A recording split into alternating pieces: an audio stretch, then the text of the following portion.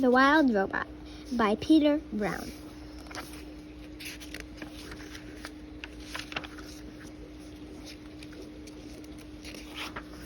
To the robots of the future. Chapter 1. The Ocean. Our story begins on the ocean, with wind and rain and thunder and lightning and waves. A hurricane roared and raged through the night. And in the middle of all the chaos, a cargo ship was sinking, down, down, down to the ocean floor. The ship left hundreds of crates floating on the surface. But as the hurricane thrashed and swirled and knocked them around, the crates also began sinking into the depths. One after another, they swallowed up by the waves until only 5 crates remained. By morning, the hurricane was gone. There were no clouds, no ships, no land in sight. There was only calm water and clear skies, and those 5 crates lazily bobbing along the ocean current. Days passed, and then a smudge of green appeared on the horizon. As the crates drifted closer, the soft green shapes slowly sharpened into the hard edges of a wild, rocky island. The first crate rode to the shore on a tumbling, rumbling wave, and then crashed against the rocks with such force that the whole thing burst apart. Now, reader, what I haven't mentioned is that tightly packed inside each crate was a brand new robot. The cargo ship had been transporting hundreds of them before it was swept up in the storm. Now only 5 robots were left. Actually, only 4 were left, because when that first crate crashed against the rocks, the robot inside shattered to pieces. The same thing happened to the next crate. It crashed against the rocks and parts flew everywhere. Then it happened to the next crate and the next. Robot limbs and torsos were flung onto ledges. A robot head splashed into a tide pool. A robot foot skittered into the waves.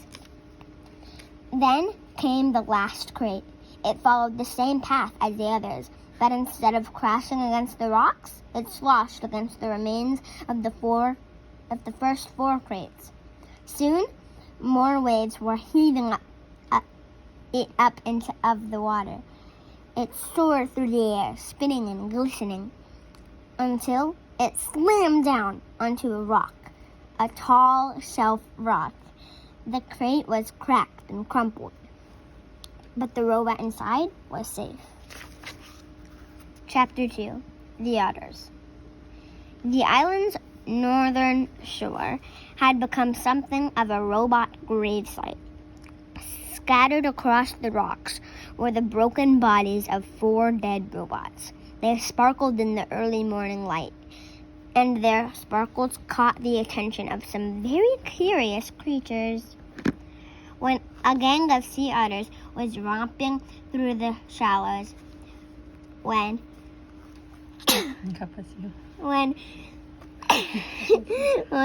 of them noticed the sparkling objects, the otters all froze. They raised their noses to the wind, but they only smelled the sea.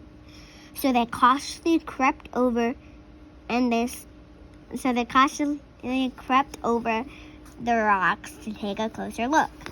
The gang slowly approached a robot torso. The biggest otter stuck out his paw.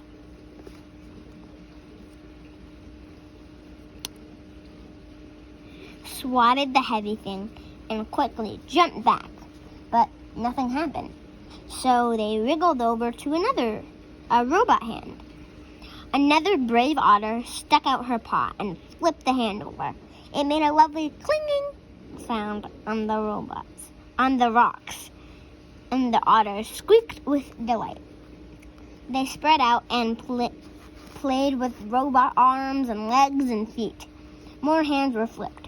One of the otters discovered a robot head in the tide pool. And they all dove in and took turns rolling it along the bottom. And then they spotted something else. Overlooking the gravesite was the one surviving crate. Its sides were scraped and dented, and a wide gash ran across its top. The otters scampered up the rocks and climbed onto the big box. 10 furry faces poked through the gash, eager to see what was inside. What they saw was another brand new robot. But this robot was different from the others. It was still in one piece, and it was surrounded by spongy packing foam. The otters reached through the gash and tore at the foam. It was so soft and squishy. They squeaked as they snatched at the fluffy stuff. Shreds of it floated away on the sea breeze. And in all the excitement, one of their paws accidentally slapped an important little button on the back of the robot's head. Click! It took a while for the otters to realize that something was happening inside the crate, but a moment later they heard it, a low whirring sound. Everyone stopped and stared, and then the robot opened her eyes. To chapter 3 also. The robot. The robot's computer brain booted up. Her programs began coming online, and then, still packed in her crate, she automatically started to speak. Hello, I am Rosum, Unit 7134, but you may call me Roz. While my robotic systems are activating, I will tell you about myself. Once fully activated, I will be able to move and communicate and learn. Simply give me a task and I will complete it. Over time, I will find better ways of completing my tasks. I will become a better robot. When I am not needed, I will stay out of the way and keep myself in good working order. Thank you for your time. I am now fully activated.